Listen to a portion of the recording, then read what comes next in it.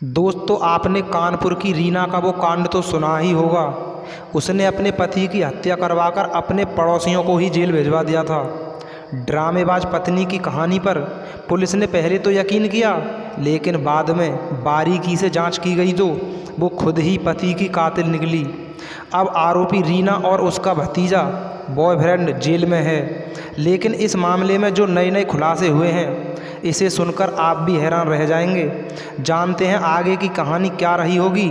इससे पहले आप अगर हमारे चैनल पर नए हैं तो हमारे चैनल को सब्सक्राइब जरूर कर लें, साथ में बेल आइकन प्रेस करना बिल्कुल भी ना भूलें, ताकि जब भी कोई नई कहानी हम यूट्यूब पर जब भी अपलोड करें तो उस कहानी की नोटिफिकेशन आपके पास सबसे पहले पहुँचे। नमस्कार दोस्तों, मैं आपका अपना डॉक्टर सुरेश आपको एक सच्ची घटना सुनाने जा रहा हूँ। ये घटना कानपुर क्षेत्र की है। दोस्तों, कानपुर में एक महिला ने अपने प्रेमी के साथ मिलकर पति की बेरहमी से हत्या कर दी।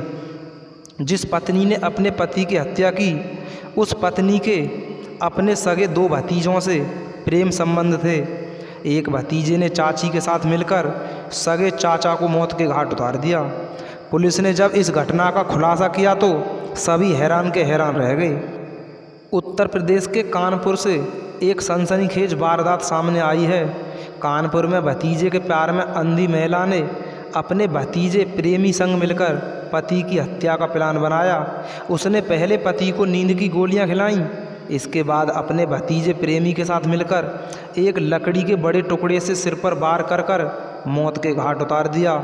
इस खूनी खेल खेलने के बाद उस पत्नी ने पुलिस को भी भटकाने का काम किया था। हत्यारोपी पत्नी ने गांव के ही 3 युवकों पर हत्या का आरोप लगाया। पुलिस ने 2 युवकों को उठाकर जेल भी भिजवा दिया। बाद में पुलिस और फॉरेंसिक टीम की जांच में पता चला कि सभी की आंखें खुली की खुली रह गईं। थाना क्षेत्र साढ़ स्थित लक्षण खेड़ा गांव निवासी धीरेन्द्र पासवान, जिनकी उम्र लगभग 33 साल थी, वे खेती का काम करते थे। बीते 11 मई को धीरेन्द्र का शव घर के बाहर चारपाई पर खून से लथपथ हालत में मिला। परिवार में पत्नी रीना और बेटा और धीरेन्द्र की मां चंद्रवती है। पत्नी का आरोप है कि रुपए के लेन देन में पति की निर्मम हत्या की गई है। उसने गांव के ही 3 युवकों पर हत्या का आरोप लगाया है।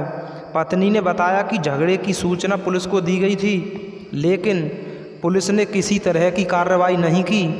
यदि पुलिस कार्रवाई करती तो पति की जान बच जाती, लेकिन किसी को अंदाज़ा नहीं था कि घड़ियाली आंसू बहाने वाली पत्नी ही पति की कातिल है। पुलिस की जांच जब आगे बढ़ी तो पता चला कि धीरेन्द्र की पत्नी रीना ने अपने सगे भतीजे सतीश से नाजायज संबंध थे। रीना और सतीश ने मिलकर धीरेन्द्र की हत्या की है।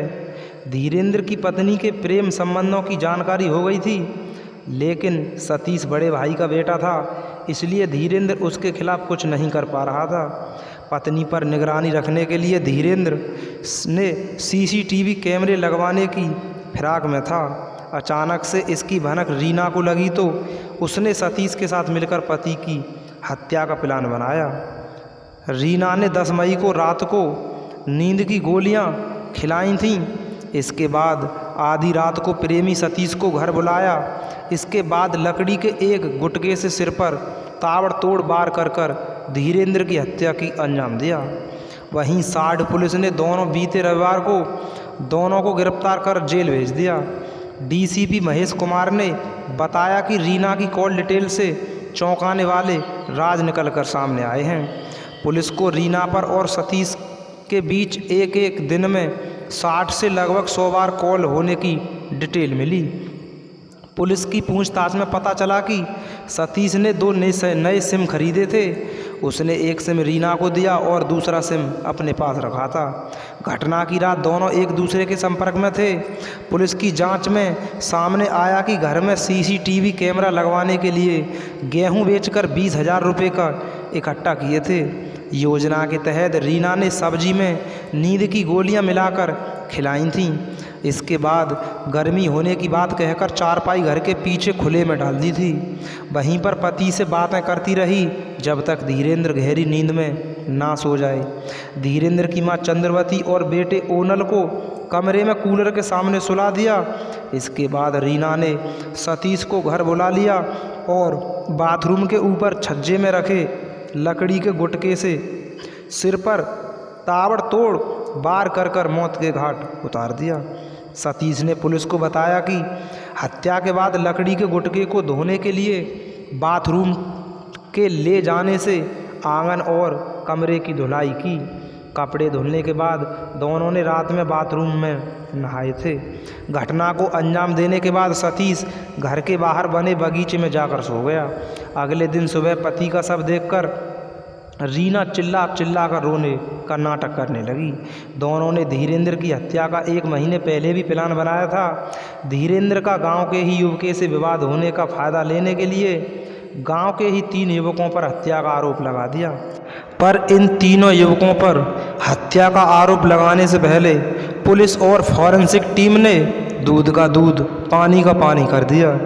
दोस्तों, इस पूरी कहानी को सुनाना किसी को परेशान करना नहीं है, किसी का दिल दुखाना नहीं है, बल्कि आपको बताना है और आपको ही जताना है कि आप अपने बच्चों से, आप अपने परिवार से बीच बीच में बात करते रहें। वो कहाँ जाते हैं, किससे मिलते हैं और क्या खाते पीते हैं। दोस्तों, मिलते हैं किसी एक और इंटरेस्टेड कहानी में। तब तक आप अपने परिवार के साथ सतर्क रहें, सुरक्षित रहें। जय हिंद, जय भारत।